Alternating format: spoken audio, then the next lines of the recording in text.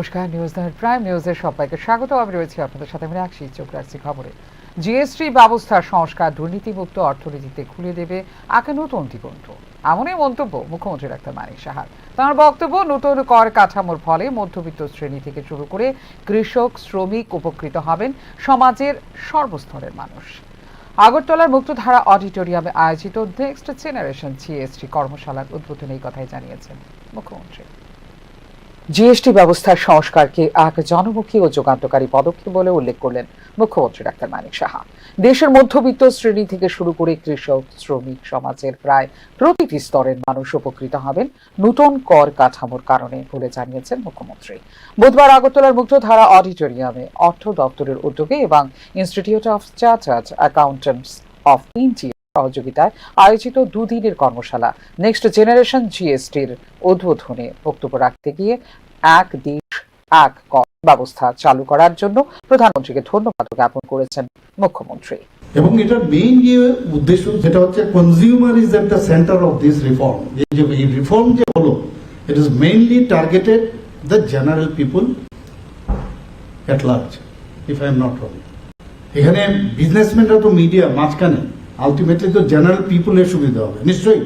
এখানে এখন যেহেতু 5% করে দিয়েছে, 18% করেছে, তো যে মুনাফা তাদের লাগাতে হতো আজকে, যে বিজনেসের জিনিস আনতে গেলে তাদের টার্নওভার অনেক বেশি, এখন যেহেতু 2% তারা অন্য বিষয়েও এই টাকাটা কাজে লাগাতে পারে।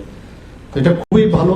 এবং এটাও দেখা গেছে ফাইন্যান্স মিনিস্ট্রি থেকে, what finance ministry have studied, they have seen that at least 4% saved because of this GST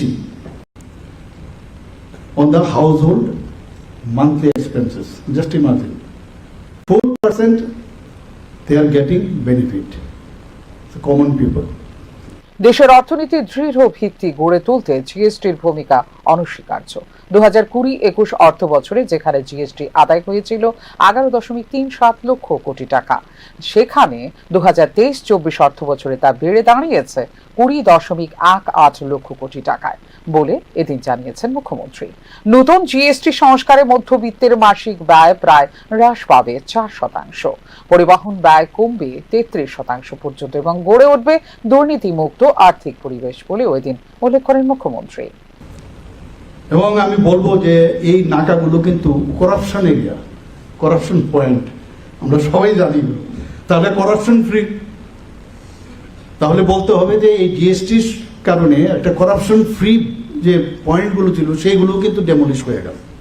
collection yearly 2020-21 দেখা গেছে 11.37 লাখ করোড় ভারতবর্ষে, 2021-22 14.83 লাখ করোড়, 2022-23 18.08 লাখ করোড়, এবং মানে 2023-24 20.18 লাখ করোড়। তো কত বেড়েছে! এবং এই যে বেড়েছে, যেটা একটু আগে বলা হয়েছে, এতে করে আমাদের দেশের উন্নয়নের সেই কাজগুলো হচ্ছে। এবারে যদি মান্থলি আমরা জিএসটি সারা ভারতবর্ষে আমরা দেখি, কালেকশন 2020-21 0.94 লাখ করোড়, 21-22 1.23 লাখ করোড়, 22-23 1.50 লাখ করোড়, এবং 23-24 1.68 লাখ করোড়।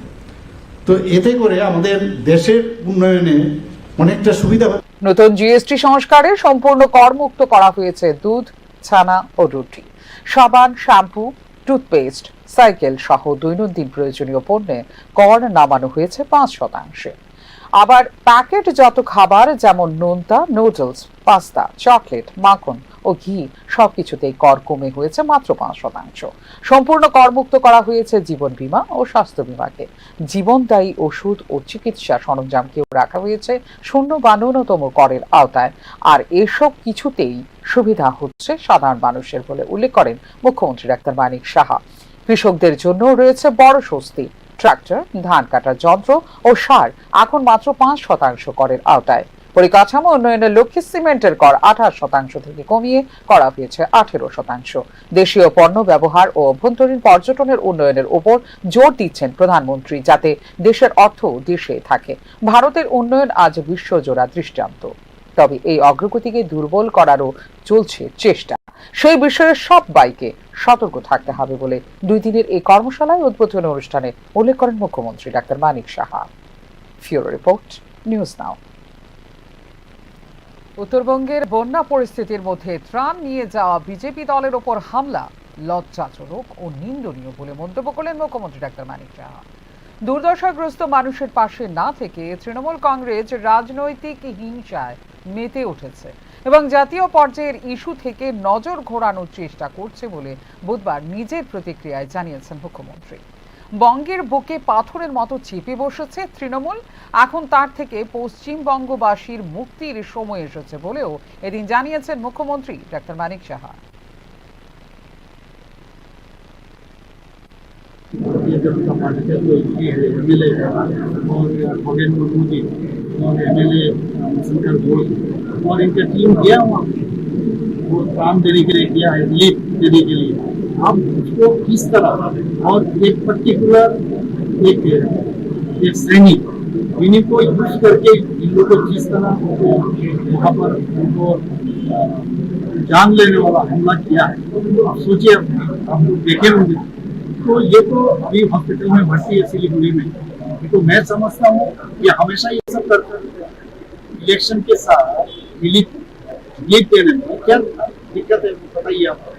अब इसको लेके पूरा भारत में सभी लोग, कोई पार्टी का नहीं है, सभी लोग आक्रोश है। त्रिपुरा में भी अभी आक्रोश यहाँ पर कल भी हमारा कुछ सेशन यहाँ पर निकला है। तो वहाँ पर इनका तो है ही नहीं है कुछ, लोग ही नहीं, खाली साइन बोर्ड और कुछ नहीं है, लोग ही नहीं है इन लोग का।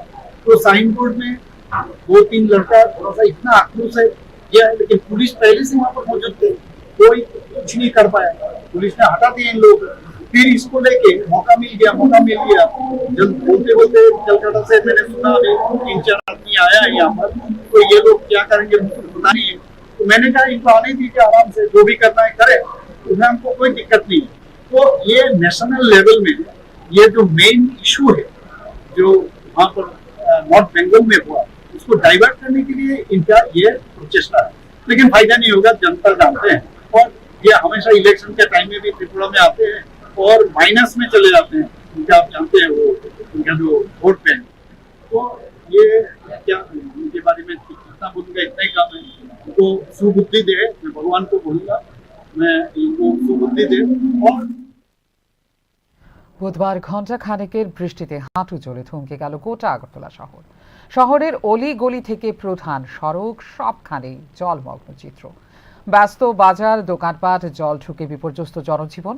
স্মার্ট সিটির তকমা লাগানো আগরতলার এই চেহারা দেখে ক্ষোভে পৌঁছছে সাধারণ মানুষ। টানা কয়েক ঘন্টার প্রবল বর্ষণে বুধবার সকাল থেকেই জলমগ্ন হয়ে পড়ে গোটা শহর আগরতলা। শহরের প্রধান বাণিজ্যিক কেন্দ্র শকুন্তলা রোড, বটতলা, বিদুরকর্তা চমুনি, প্যারাডাইজ চমুনি সবখানেতেই জমে যায় হাঁটু সমান জল। এমনকি যেসব এলাকায় আগে কখনো জল জমেনি সেগুলিতেও এবার নৌকা চালানোর মতো অবস্থা। এদিন বিকল হয়ে পড়েছে রাস্তার ধারে পার্কিং করা গাড়ি, বাইক, জল ঢুকে পড়েছে দোকানপাটে, নষ্ট হয়েছে বহু পণ্য। মাত্র কয়েক ঘন্টার বৃষ্টিতে এই অবস্থা যদি টানা বৃষ্টি হয় তবে কি হবে তা নিয়ে প্রশ্ন তুলছেন শহরবাসী। আমরা ত্রিপুরা লক লাগিয়েছি, মোটামুটি জলের ঢুকছে, কিন্তু এমন জল আমি আর দেখছি না। হঠাৎ করে সকালে এত বৃষ্টি হওয়ার পর কিন্তু মানুষ কেউ আসতে পারছে না। অসমাপ্ত নিকাশি ব্যবস্থা এবং অবৈজ্ঞানিক মস্তিষ্ক প্রসূত ড্রেন নির্মাণের কারণেই দুর্ভোগের মাত্রা বেড়ে গেছে বলে অভিমত সাধারণ মানুষের। আমাদের ত্রিপুরা রাজ্যের ত্রিপল সরকারের নমুনা, হাঁটু পর্যন্ত জল, যে পরিমাণে গাড়িগুলো জাম হয়ে গেছে, এটাতে কি ভাবা যায়? আসলে ত্রিপল সরকারের নমুনার জন্য আজকে শহরবাসী যেভাবে ভুগতেছে, তার জন্য আমি আগরতলা শহরবাসীর কাছে এটুকু অনুরোধ করবো, আপনারা এর প্রতিবাদ করুন। এদিকে বর্ষার পরিসংখ্যান কিন্তু বলছে ভিন্ন কথা। এই বর্ষায় পূর্ব ও উত্তর পূর্ব ভারতে গড়ে 1089.9 মিলিমিটার বৃষ্টিপাত রেকর্ড হয়েছে, যা 1901 সালের পর দ্বিতীয় সর্বনিম্ন। মেঘালয়ের স্বাভাবিকের চেয়ে 43%, অরুণাচল প্রদেশে 42% আর আসামে 32% কম বৃষ্টি হয়েছে। তবে নাগাল্যান্ড, মণিপুর, মিজোরাম এবং ত্রিপুরায় বৃষ্টিপাত ছিল প্রায় স্বাভাবিক। বরং ত্রিপুরায় হয়েছে স্বাভাবিকের চেয়ে 4% বেশি বৃষ্টিপাত, যা উত্তর পূর্বের একমাত্র ইতিবাচক অঞ্চলে পরিণত করেছে ত্রিপুরাকে। মৌসুমী বায়ুর প্রত্যাহার এখনো শুরু না হলেও অক্টোবর নভেম্বর মাসে স্বাভাবিকের চেয়ে কম বৃষ্টিপাতের আশঙ্কা রয়েছে বলে জানিয়েছে আবহাওয়া দপ্তর। তবে পরিস্থিতি যেমনই হোক, ঘণ্টা খানেকের বৃষ্টিতে জলমগ্ন হবার ট্রেডিশন বজায় রেখেছে স্মার্ট সিটি আগরতলা। তা আর বলার অপেক্ষা রাখে না। ব্যুরো রিপোর্ট, নিউজ নাও। জলপাইগুড়িতে বিজেপি সাংসদ খগেন মুর্মুর ওপর আক্রমণের ঘটনার নিন্দা জানিয়েছেন মুখ্যমন্ত্রী মমতা বন্দ্যোপাধ্যায় বলে ত্রিপুরায় এসে জানালেন তৃণমূল কংগ্রেসের প্রতিনিধি দল। তবে ত্রিপুরায় গণতন্ত্র নেই বলেও দলীয় অফিস আক্রমণের ঘটনার প্রতিক্রিয়ায় অভিযোগ করলেন পশ্চিমবঙ্গ তৃণমূল কংগ্রেসের প্রতিনিধি দলটি। আগরতলা দলীয় সদর কার্যালয়ে ভাঙচুরের ঘটনার প্রেক্ষিতে বুধবার রাজ্য সফরে আসেন পশ্চিমবঙ্গ তৃণমূল কংগ্রেসের 5 সদস্যের প্রতিনিধি দল। প্রতিনিধি দলে ছিলেন মন্ত্রী বীরবাহা হাঁসদা, সাংসদ প্রতিমা মণ্ডল, সাংসদ শাইনি ঘোষ এবং পশ্চিমবঙ্গ তৃণমূল কংগ্রেসের রাজ্য সম্পাদক কুণাল ঘোষ। তবে সকালে মহারাজা বীর বিক্রম বিমানবন্দর থেকে পরবর্তী কর্মসূচির জন্য প্রাথমিক পর্যায়ে অনুমোদন দেয়নি পুলিশ প্রশাসন, জানিয়ে খানিকটা বিক্ষোভ প্রকাশ করেন প্রতিনিধি দলের সদস্যরা। এটা ত্রিপুরা স্টেট গভর্নমেন্ট এবং প্রশাসনের ফেলিয়ার যে আজকে 3 জন সিটিং এমপি, একজন মিনিস্টার, একজন এক্স এমপি, একটা পার্টির ডেলিগেশনকে যারা নিজেদের অফিস ভাঙা হয়েছে বলে ভিজিট করতে এসেছে, একটা 5-6 জনের ডেলিগেশন তাদের পার্টি অফিস ভাঙা হয়েছে বলে আপনাদের পশ্চিমবঙ্গে তো আপনারা 365 দিন ডেলিগেশন পাঠাচ্ছেন।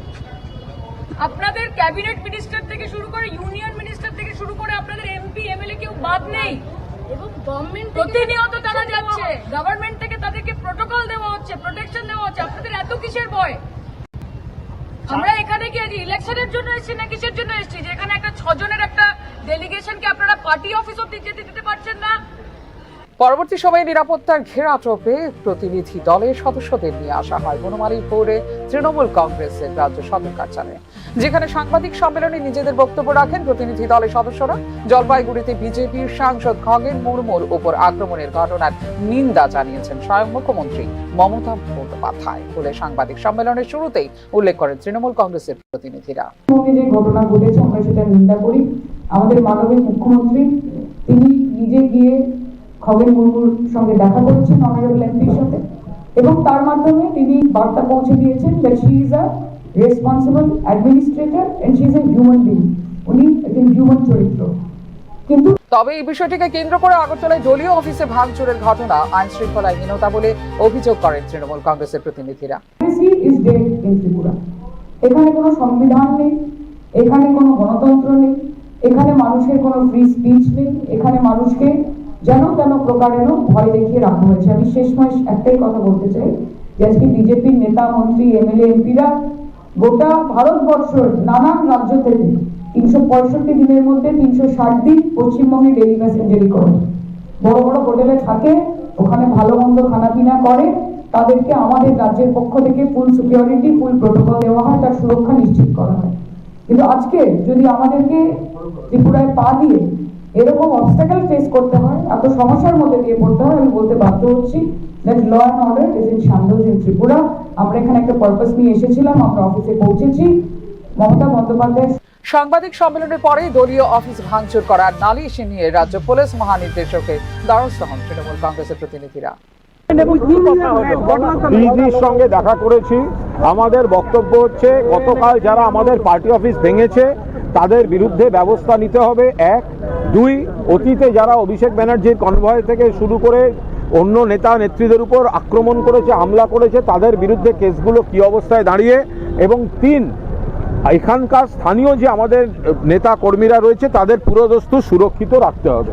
উনি ইতিবাচকভাবে সাড়া দিয়েছেন, আমরা দেখব পুলিশ কি করে। উল্লেখ করা যেতে পারে দুর্যোগ বিপর্যস্ত জলপাইগুড়ির নাগড়াকাচার ক্ষতিগ্রস্ত এলাকা পরিদর্শনে গিয়ে আক্রান্ত হয়েছিলেন মালদহ উত্তরের বিজেপি সাংসদ খগেন মুর্মু এবং শিলিগুড়ির বিধায়ক শঙ্কর ঘোষ, যার তীব্র নিন্দা জানিয়েছেন প্রধানমন্ত্রী থেকে শুরু করে পশ্চিমবঙ্গের মুখ্যমন্ত্রী মমতা বন্দ্যোপাধ্যায়।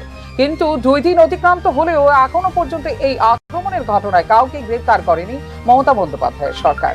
এদিকে দলীয় সাংসদ এবং বিধায়কের আক্রান্ত হবার ঘটনার নিন্দা জানিয়ে মঙ্গলবার আগরতলায় বিক্ষোভ মিছিল সংগঠিত করে ত্রিপুরা প্রদেশ বিজেপি। এই মিছিল থেকে লাঠি সোঁটা নিয়ে ভেঙে গুড়িয়ে দেওয়া হয় বনমালীপুর তৃণমূল কংগ্রেসের দলীয় কার্যালয়ের বাহ্যিক সাজসজ্জা। ফিউরো রিপোর্ট, নিউজ নাও। গণতন্ত্র ফিরিয়ে আনার প্রতিশ্রুতি দিয়ে পশ্চিম বাংলায় সরকারে এসেছিল তৃণমূল কংগ্রেস, অথচ সেই গণতন্ত্রকেই হনন করেছে তৃণমূল কংগ্রেস। শুধুমাত্র জনজাতিই না, সাংসদ এমনকি সাধারণ মানুষও সুরক্ষিত নন পশ্চিমবঙ্গে। তাই 2026-এর নির্বাচনে তৃণমূল কংগ্রেসকে বর্জন করার পথে হাঁটছে পশ্চিমবঙ্গের সাধারণ মানুষ। বুধবার সাংবাদিক সম্মেলনে এই কথাই জানিয়েছে ত্রিপুরা প্রদেশ বিজেপি।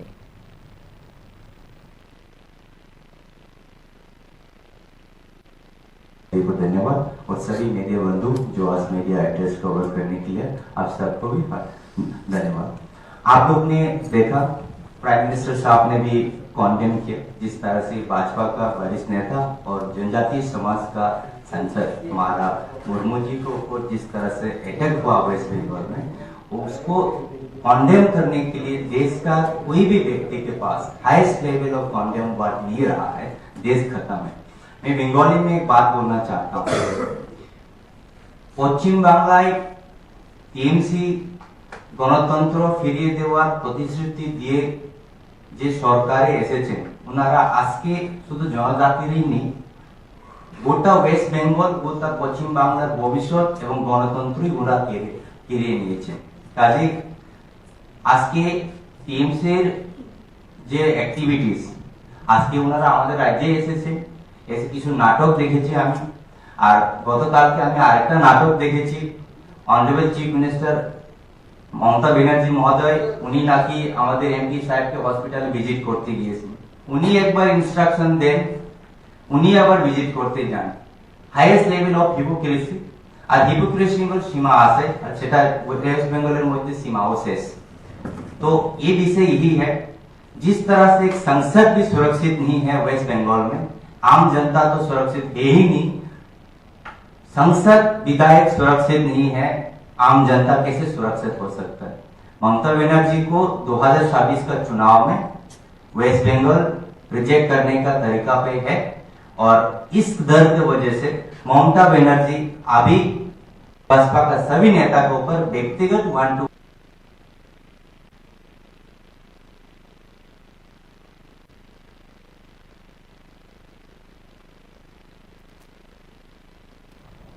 প্রায় 2 বছর হতে চলল, এখনো পর্যন্ত 143 জন পেনশনার্সরা পাচ্ছেন না পেনশন। সাংবাদিক সম্মেলন করে অবিলম্বে পেনশন রিলিজের দাবি জানালেন সংশ্লিষ্ট পেনশনার্সরা। 2023 সালের নভেম্বর মাসে অবসর গ্রহণ করার পরেও এখনো পর্যন্ত মিলছে না পেনশন। স্বাভাবিক কারণেই দুর্বিষহ অবস্থায় দিন কাটাচ্ছেন ত্রিপুরা উপজাতির স্বশাসিত জেলা পরিষদ প্রশাসনের অন্তর্গত এই পেনশন হোল্ডাররা। প্রায় 2 বছর ধরে 143 জনের পেনশন এখনো বকেয়া বলে বুধবার সাংবাদিক সম্মেলন করে জানালেন টিটিএএডিসি এর পেনশনার্স অ্যাসোসিয়েশন। আমরা যারা পেনশনে গিয়েছি 2023 নভেম্বর এবং ডিসেম্বরে টোটাল 38 জন ছিল পেনশন পেয়েছিল, তাদেরকে গ্র্যাচুইটি এবং লিভ স্যালারি এবং ওভারটাইম দেওয়া হয়নি। পরবর্তী সময়ে আমরা দৌড়ঝাঁপ করে তাদের এটা পাইয়ে দিয়েছি। তার পরবর্তী সময়ে আমাদের 160 জনের পেনশন ওরা চালু করেছেন। এ পর্যন্ত টোটাল 253 জনের পেনশন চালু করেছেন, আর বাদ বাকি এখনো 200 আর 143 জনের পেনশন ওরা এখনো পাননি। এ হচ্ছে অবস্থা। এই জায়গায় দাঁড়িয়ে গত 2 বছর ধরে রাজ্য সরকার এবং টিটিএএডিসি প্রশাসনের নিচু তলা থেকে উপরতলা পর্যন্ত আর্জি জানানো সত্ত্বেও সমাধান হচ্ছে না সমস্যার। তাই সাংবাদিক সম্মেলনের মাধ্যমে অবিলম্বে বকেয়া পেনশন রিলিজ করার দাবি জানিয়েছেন সংশ্লিষ্ট পেনশনার্সরা। পেনশন যারা পেনশন বাকি আছে তাদের পেনশনটা অতি সত্বর পেতে হবে। 153 জন এখনো পেনশন হোল্ডার বাকি আছে, তাদেরকে যথাসময়ের মধ্যে পেনশন দিতে হবে। দ্বিতীয় নম্বর কথা হলো তাদের যে গ্রুপ ইন্স্যুরেন্সের টাকা এগুলো রিটার্ন করতে হবে। গ্র্যাচুইটির টাকা, লিভ স্যালারির টাকা, ওভারটাইমের টাকা এগুলো আমরাও দেইনি, এগুলো ওনারা যথাসময়ের মধ্যে আমাদেরকে দিতে হবে। কে কে আছেন আপনি? রাজ্য সরকারের অর্থনৈতিক শৃঙ্খলা যেখানে প্রশংসা করছে নীতি আয়োগ, সেই ক্ষেত্রে ত্রিপুরা উপজাতি স্বশাসিত জেলা পরিষদের আর্থিক শৃঙ্খলা নিয়ে বরাবরই উঠে আসছে প্রশ্নচিহ্ন। বছরের পর বছর ধরে বকেয়া পেনশনের বিষয়টিতে কোনো রকম সিদ্ধান্তই নিতে চাইছে না টিটিএএডিসি প্রশাসন। আর্থিক অসঙ্গতির কারণ দেখিয়ে পেনশনারদের ন্যায্য পাওনা বছরের পর বছর বকেয়া রেখে চলেছে এডিসি প্রশাসন। অপরদিকে বিষয়টিতে কোনো রকম পদক্ষেপ নিচ্ছে না রাজ্য সরকারও। এই পরিস্থিতিতে আগামী দিনে দাবি আদায়ে বৃহত্তর আন্দোলনের সিদ্ধান্ত নেওয়া হয়েছে বলে জানিয়েছে TTAADC pensioners association. Bureau report, news নাও।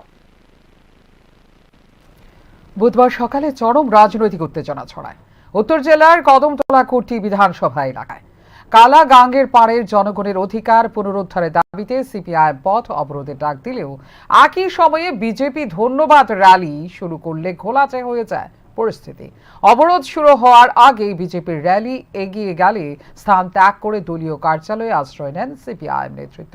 পরে র্যালিটি কার্যালয়ের সামনে পৌঁছলে দু দলের কর্মীরা মুখোমুখি হলেও বড় সংঘর্ষ এড়ানো যায় পুলিশের তৎপরতায়। দুর্নীতির আশ্রয় নিয়ে পঞ্চায়েতকে পঙ্গু করে রাখা হয়েছে বলে এদিন অভিযোগ করে সিপিআইএম।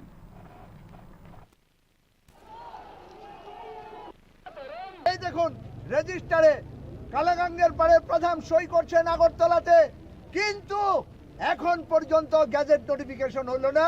মমতা বেগম প্রধান এবং আব্দুল বাসিত উপপ্রধান। আমরা কি লক্ষ্য করি? আমাদের ডিস্ট্রিক্ট পঞ্চায়েত অফিসারের কাছে আমরা গেছি নর্থ ত্রিপুরার ডিস্ট্রিক্ট ম্যাজিস্ট্রেটের কাছে। আমাদের বিধায়ক দল সিপিআইএম পরিষদীয় দলের সদস্যরা ডিরেক্টর অফ পঞ্চায়েতের কাছে আগরতলা ডেপুটেশন দিয়েছেন। প্রত্যেকে এক কথা বলেছেন, না আমরা এই অল্প কয়েকদিনের মধ্যে আমরা গেজেট নোটিফিকেশন করছি। 6 মাস হয়ে গেল, এমনকি দপ্তরের যিনি। এখনকার মতো এই মুহূর্তে সংবাদ এই পর্যন্তই। অন্যান্য আপডেটস দেখার জন্য অবশ্যই নজর রাখতে হবে নিউজ নাওর পর্দায়। নমস্কার, শুভরাত্রি।